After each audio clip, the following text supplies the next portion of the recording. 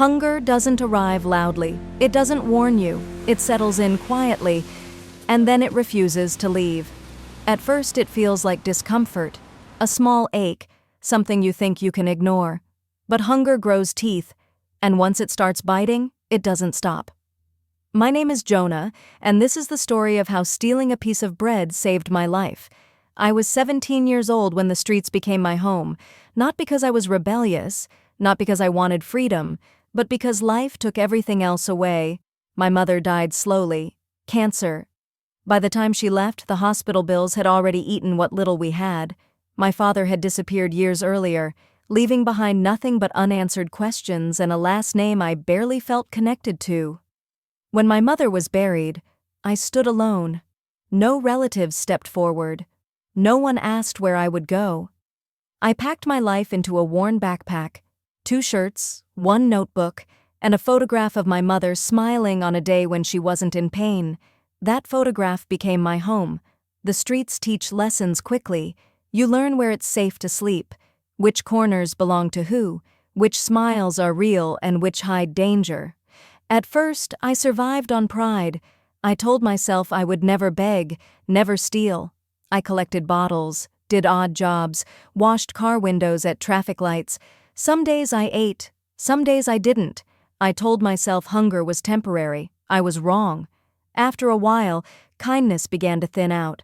People stopped looking at me like a boy and started seeing a problem. Store owners chased me away before I even asked for work. Passers-by avoided eye contact. The city learned how to look through me. 3 days without food turned my thoughts slow. 5 days turned the world gray.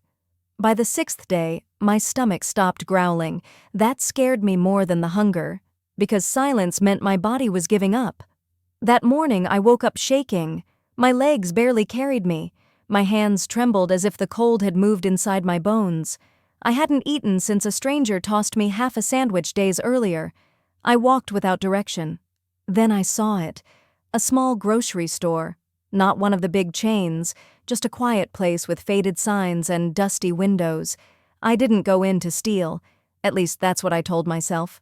Inside, the smell hit me first. Bread. Warm. Fresh. My vision blurred.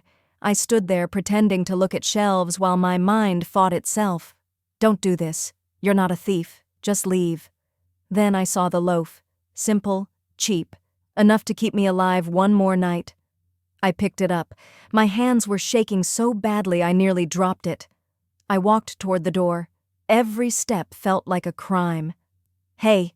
The word cut through me. Stop. Time froze. I felt every eye in the store turn toward me. My heart slammed against my chest. I didn't run. I didn't fight. I just stood there, holding the bread like evidence. The shop owner approached slowly. He was old, not weak, just tired. His eyes weren't angry. They were curious. Why? He asked. That single word broke me. I could have lied. I could have said it was a mistake. But hunger strips pride away. I'm starving, I said. The words came out quieter than I expected. The store fell silent. The old man looked at me for a long moment. Then he did something I didn't expect.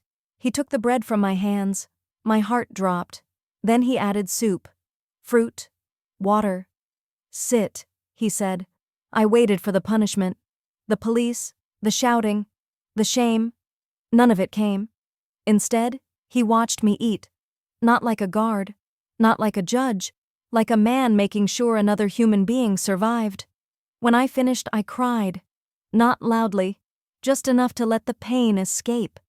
Stealing food doesn't make you a criminal, he said softly. Letting someone starve does.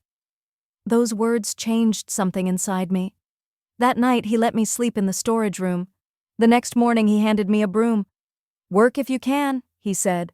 Rest if you can't. No questions, no conditions. Days turned into weeks, weeks into months. I swept floors, stocked shelves, learned how to smile again. He helped me find a shelter, helped me enroll back in school. He never asked for repayment. Only one thing. Be kind when you can, he said. Years passed. I graduated. I worked. I saved.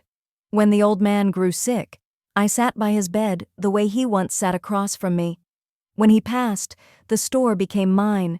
Today I keep bread by the door. Sometimes it disappears. I never ask why. Because once, when I stole food to survive, someone chose compassion, and that choice changed everything. Sometimes survival begins with kindness and ends with purpose.